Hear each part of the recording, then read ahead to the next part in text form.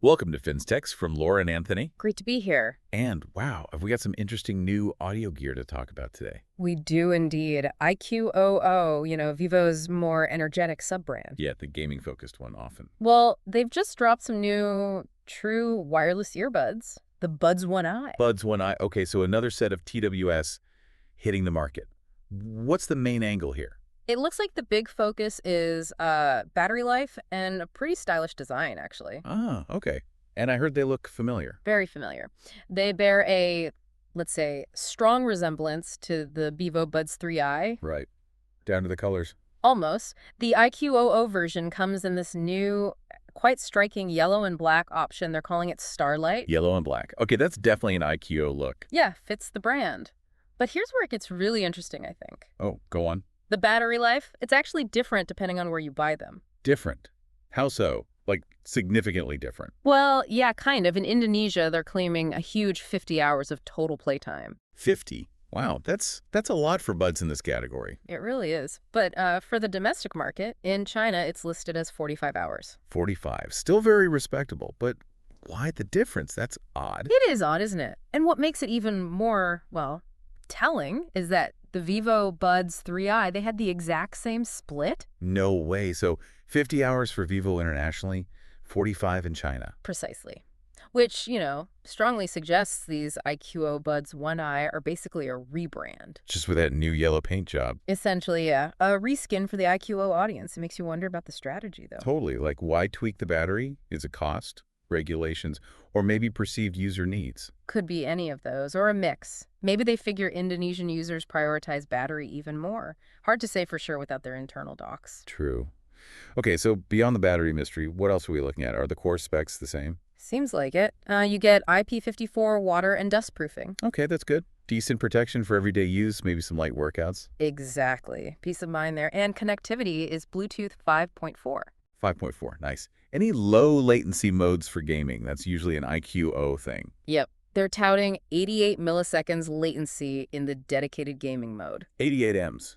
Okay, that's a pretty decent. Gamers will appreciate that. Reduces that annoying lag. Definitely important for competitive play or even just, watching videos without lip sync issues. For sure. And the sound. What's driving the audio? They've got a 10mm audio driver. It's made from a high polymer composite material. Composite. What are they promising sound-wise? The marketing says mega bass, clear voices, and clear high pitch. The holy trinity of earbud marketing. Mega bass often means, well, a lot of bass. It can do, yeah. Composite drivers often aim for a balanced sound, but they might be tuning it for that bass-heavy profile that's popular. We'd have to hear them, obviously. What about software features? Any noise reduction? Yes, standard AI noise reduction for calls. That's pretty much table stakes now, even at the budget end. Right, helps clean up your voice a bit. Anything else? Well, for the international version, presumably the Indonesian one, maybe others later, you get Google Assistant support. Okay. And Google Fast Pair. Oh, that's actually really nice. Makes connecting to Android phones super easy. Yeah, just open the case near your phone, tap to connect. Much smoother than digging through Bluetooth settings. Definitely a plus for the international model. So, colors. Yeah. Just the Starlight, yellow and black. That's the one shown on the Vivo Indonesia website, yeah. Might be other options for the China model, or perhaps later. Okay, let's talk price, because that's often where IQO tries to make a splash. And they definitely are here. The Indonesian version, the 50-hour one, is IDR 349,000. Which translates to roughly, what, 21 US dollars? 18 euros? Something like that, yeah, really affordable. That is seriously cheap for 50 hours and those features. And the China version, the 45-hour one. Even cheaper. It's listed at CNY 95. 95 yuan. That's like 13 US dollars. 11 euros. Unbelievably low, isn't it? Yeah. Yeah. Okay, so they are really pushing the price point, especially in China. Absolutely. It really shows how competitive that budget TWS market is.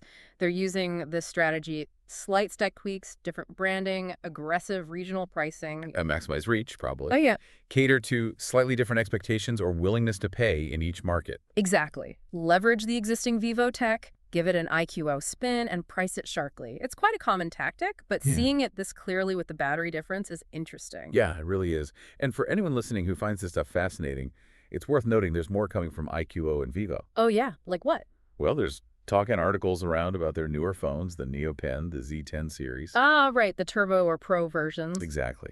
And also a new tablet, the Pad 3 Pro, and even their higher-end earbuds, the TWS4 series. So a whole ecosystem refresh happening puts these Buds One Eye in context as the entry-level audio option within that broader lineup. Precisely. It gives you the bigger picture. Yeah, this whole approach, the rebranding, the market-specific tweaks like battery life, it just highlights how much thought goes into localization, doesn't it? It really does. It's not just about translating the box. It's about fine-tuning the product itself for different audiences, even subtly. Mm-hmm. So, summing up, the IQOO Buds One Eye, stylish, especially in that yellow, great battery life on paper. But check which paper you're reading, Indonesia or China. Right. With that intriguing market variation. Plus, solid features like IP54, low latency mode, and potentially Google Fast Pair depending on where you are. And all at a price that's, well, frankly, incredibly aggressive. Makes you think, though, about what else might be slightly different under the hood between those regional variants beyond just the battery reporting. That's a really good point. Is it just a firmware lock, or is there a tiny hardware difference?